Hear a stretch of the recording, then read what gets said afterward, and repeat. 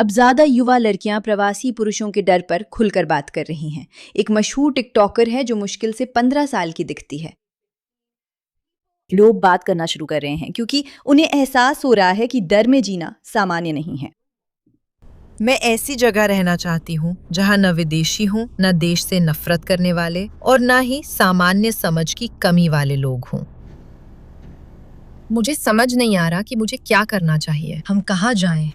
मैं इस औरत से सहमत हूँ। मैं भी परदेशियों के पास नहीं रहना चाहता। ये सिर्फ उनके विदेशी होने की बात नहीं है। कुछ लोग ऐसे हैं जिन्हें घुलने मिलने में दिलचस्पी नहीं है। उन्हें समाज में घुलने मिलने में कोई रुचि नहीं है। वे असल में युवा लड़कियों को नुकसान पहुंचाने में रुचि रखते हैं। और जितना भी मीडिया आपको भ्रमित करके ये यकीन दिलाने की कोशिश करे कि नहीं, आपको इनसे प्यार करना चाहिए, जो लोग असल में बाहर निकलते हैं, पैदल चलते फिरते हैं और जो कुछ अब एक सामान्य घटना बन चुका है उसका सामना करते हैं, वे समझ रहे हैं कि शायद ये सब एक झूठ है। मेरा मतलब है, बस इस मशहूर टिकटॉकर को देखिए जो कभी राजनीति के बारे में बात नहीं करती, बिल्कुल भी नहीं। वो टिकटॉक पर get ready with me video बनाती है, लेकिन अब उसने महसूस किया है कि उसे खुलकर बोलना शुरू करना होगा। शायद ये उन सबसे विवादास्पद वीडियो में से एक होने वाला है जो मैंने कभी बनाई या डाली है। और ये मेरा सामान्य कंटेंट नहीं है, लेकिन ये ऐसी चीज है जो मुझे बहुत तनाव दे रही है। और ये जानकर कि मेरी ही उम्र के कितने लोग हमारे देश में अभी क्या हो रहा है इसके बारे में कुछ भी नहीं जानते, मुझे सच में चिंता हो रही है। हाँ, सब कुछ तब शुरू हुआ जब मैंने इंस्टाग्राम पर न्यूयॉर्क के एक आदमी का कुत्ता टहलाते हुए वीडियो देखा। और आप देखती हैं कि ये मुस्लिम आदमी है। कुत्ते ने उसका ध्यान खींचा और उन्हें कुत्तों से नफरत होती है। मुझे लगता है ये उनके धर्म के खिलाफ है। वे कुत्तों को गंदा या कुछ ऐसा ही मानते हैं। और ये आदमी अमेरिका के न्यूयॉर्क राज्य में बहुत गुस्से में आ जाता है। वो चिल्लाने लगता है। वो उस आदमी पर चीजें फेंक रहा है। उसकी पत्नी, उस मुस्लिम आदमी की पत्नी, उसे वहां से हटाने की कोशिश कर रही है। और वो उस आदमी का पीछा कर रहा है जो बस अपने कुत्ते को पार्क से बाहर ले जा रहा था और कुछ नहीं कर रहा था। और यही बात मुझे सोचने पर मजबूर करती है कि आखिर ऐसा क्यों है। ये मेरी फीड पर क्यों आ रहा है? क्योंकि अगर ये एक बार की बात होती, आप जानते हैं, जैसे ये मेरी सोशल मीडिया पर क्यों आ रहा है, उस वीडियो की वजह से मेरी फीड पर मुझे और भी कई वीडियोस दिखने लगे हैं जिनमें अमेरिका में इस्लामिक कब्जे की बातें हो रही हैं। इस वीडियो का मकसद किसी से नफरत करना नहीं है, बल्कि ये वीडियो मेरे देश के लिए असली चिंता और फिक्र को दिखाने के लिए है। खासकर मेरे देश की महिलाओं के लिए चिंता है, क्योंकि ये धर्म शांति का धर्म नहीं है और ये नारीवादी धर्म भी नहीं है।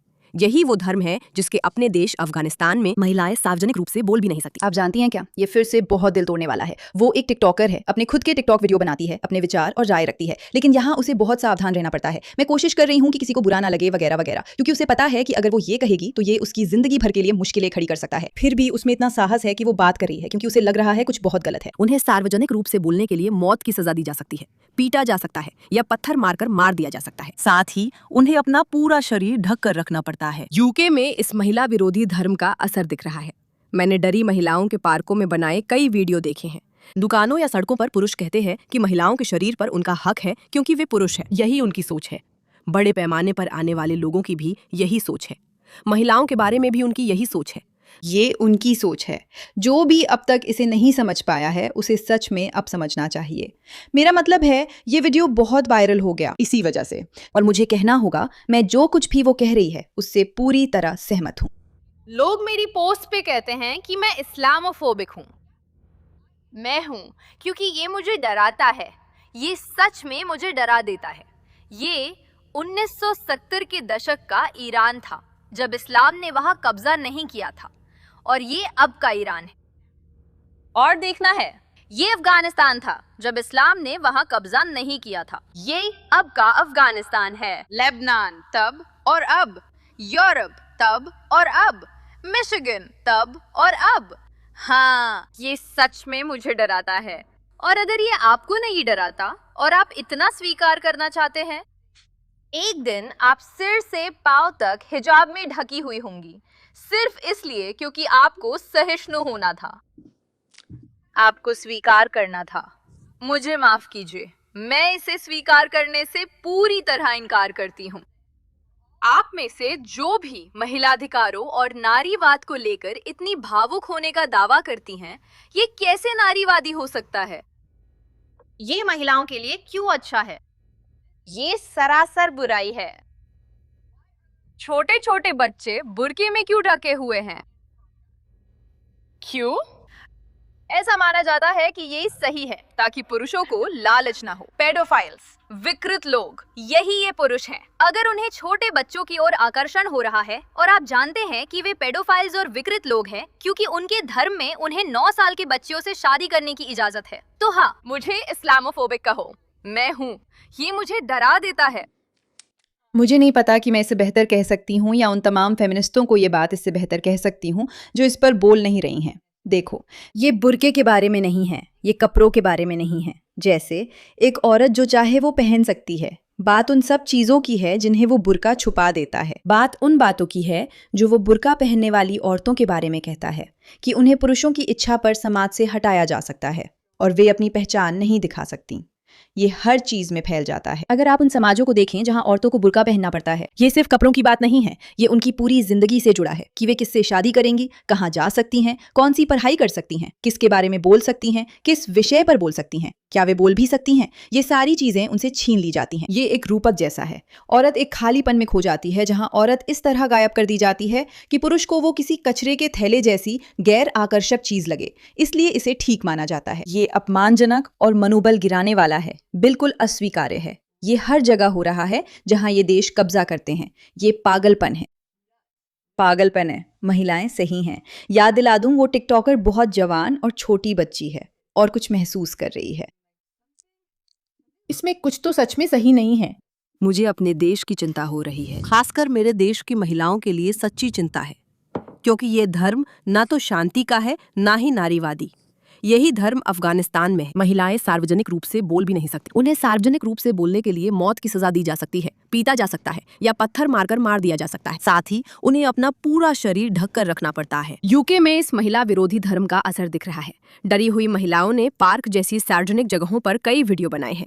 दुकानों या सड़कों पर पुरुष कहते हैं कि महिलाओं के शरीर पर उनका हक है क्योंकि वे पुरुष हैं।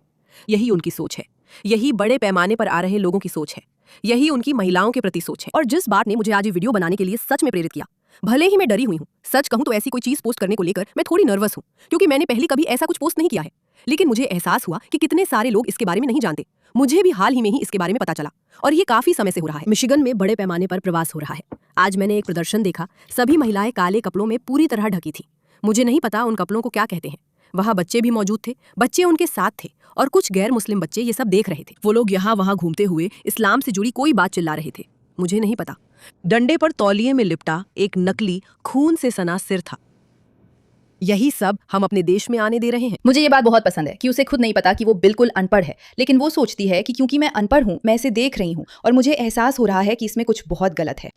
ये डरावना है। और ये भी डरावना है कि जो लोग खुलेआम अमेरिका और अमेरिकी सरकार से नफरत करते हैं, उन्हें इतनी आसानी से अमेरिका में आने दिया जा रहा है और उन्हें इतनी बड़ी संख्या में यहाँ आकर इतना प्रभाव डालने दिया जा रहा है। ये डरावना है क्योंकि ऐसे ही कानून पास होते हैं, ऐसे ही नियम बनते हैं, ऐसी चीजें होती हैं, ऐसे आंदोलन होते हैं जो पूरी तरह से आज़ादी को खतरे में डाल सकते हैं, महिलाओं की सुरक्षा को पूरी तरह से खतरे में डाल सकते हैं। ये शांति का धर्म नहीं है। उन सभी बेवकूफों के लिए जो कहते हैं लेकिन ये तो मेरे यहाँ नहीं हो रहा, जैसे कि ये मिशिगन में हो रहा है। आपको समझना होगा कि वे इतनी बड़ी संख्या में लोगों को ला रहे हैं कि वे कानूनों को बदल सकते हैं, जो हर जगह के कानून बदल सकते हैं। यही वे करना चाहते हैं। वे ऐसे ही कानून बदलते हैं। जर्मनी में नाजियों ने भी यही किया था। वे भी वोटों से ही आए थे और फिर उन्होंने सब कुछ बदल दिया। और ये नफरत की भावना से नहीं आ रहा है। ये किसी धर्म से नफरत करने से नहीं आ रहा है। ये किसी समूह से नफरत करने से नहीं आ रहा है। ये सच में चिंता और फिक्र से आ रहा है, क्योंकि मैं जानती हूँ कि मेरे जैसी लड़की, मेरे जैसी कोई, उन्हें मुझे आते देखना पसंद नहीं आएगा।